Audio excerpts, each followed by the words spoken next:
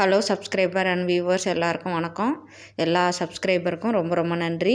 Subscribe பண்ண போகிற எல்லாருக்கும் ரொம்ப ரொம்ப நன்றி. இன்றைக்கி பிடிக்காத காயை வச்சு எல்லாருக்கும் பிடிக்கிற மாதிரியான ஒரு ரெசிபி செய்ய போகிறோம். இந்த ரெசிபி ரொம்ப அருமையாக சூப்பரான கலக்கனான சுவையில் நம்ம பண்ண போகிறோம். இந்த ரெசிபி எப்படி பண்ணலான்னு வாங்க பார்க்கலாம்.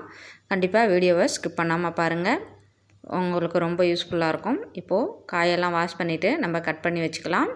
பொதுவாக இந்த கோவக்காயை நம்ம இதேமாரி 4 பீஸாக கட் பண்ணி இந்தமாரி தண்ணியில் போட்டு நல்லா அமுத்தி நல்லா முறுக்கி இந்த விதையெல்லாம் சுத்தமாக நம்ம எடுத்துடணும். இந்த வழுவழுப்பு தன்மை இல்லாத நல்லா 4-5 டைம் இதை வாஷ் பண்ணிடணும். ஒவ்வொரு டைமும் நல்லா அமுத்தி நல்லா கசக்கி எல்லா விதையும் எடுத்து சூப்பராக இதேமாரி கழுவி நம்ம தண்ணி இல்லாமல் புழிஞ்சி இந்தமாரி எடுத்து வச்சுக்கணும்.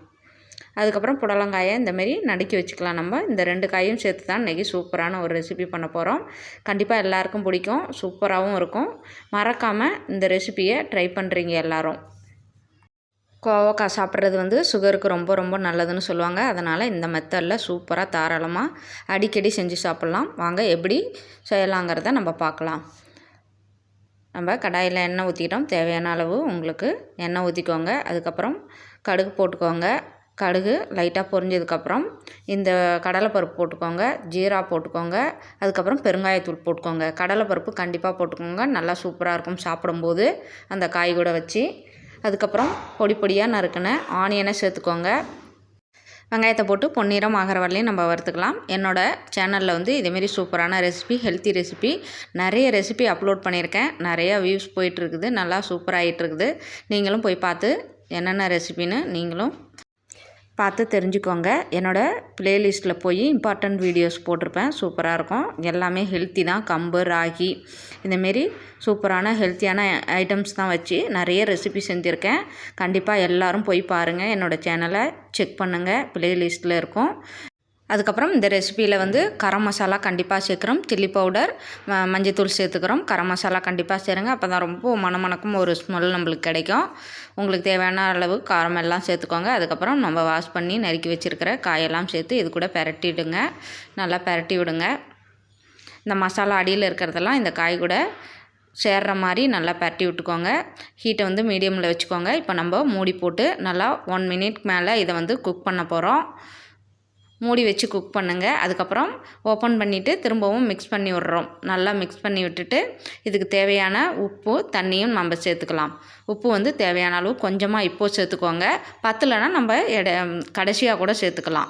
இப்போது தண்ணி கொஞ்சமாக இது இன்னும் நல்லா வேகிறதுக்கு கொஞ்சமாக சேர்த்துக்கலாம். நம்ம தெளிச்சுக்கோங்க தண்ணி நீங்கள். அவ்வளோதான். இதை நல்லா பெரட்டி விட்டுட்டு திரும்பவும் மூடி போட்டு 1 மினிட்டுக்கு நல்லா குக் பண்ண போகிறோம். க்ளோஸ் பண்ணி நல்லா ஆவியெல்லாம் வெளியில் வராத மாதிரி க்ளோஸ் பண்ணி அதேமாரி குக் பண்ணுங்கள். சூப்பராக காய் வெந்துடும். இப்போ பாருங்கள், பாதி வெந்துடுச்சு. நல்லா பெரட்டி விட்டுக்கலாம். நம்ம இந்த ஸ்டேஜில் ஒரு முக்கியமான பொருள் சேர்க்க போகிறோம். இந்த பொருள் கண்டிப்பாக சேருங்க. இது வறுத்த நிலக்கடலை நம்ம இதேமாரி கிறுக்குன்னு மிக்சியில் வச்சு ஓட்டி 3-4 டைமு இதேமாரி சேர்த்துக்கோங்க. நல்லா பவுடர் ஆக்கிடாதீங்க. இதேமாரி கறக்குன்னு இருக்கிற மாதிரி அரைச்சி சேர்த்துக்கோங்க. இதை நல்லா மிக்ஸ் பண்ணி விட்டுட்டு இப்போது உப்பு இருக்குதான்னு செக் பண்ணிவிட்டு கொஞ்சமாக சேர்த்துட்டு திரும்பவும் மூடி போட்டு 1 மினிட்க்கு மேலே மூடி வச்சு குக் பண்ணுங்கள். ஆவியெல்லாம் வெளில வராத அளவுக்கு. அவ்வளோதான். இந்தமாரி நல்லா குக் பண்ணும்போது காயோட கலர் நல்லா சேஞ்ச் ஆகிடுச்சு.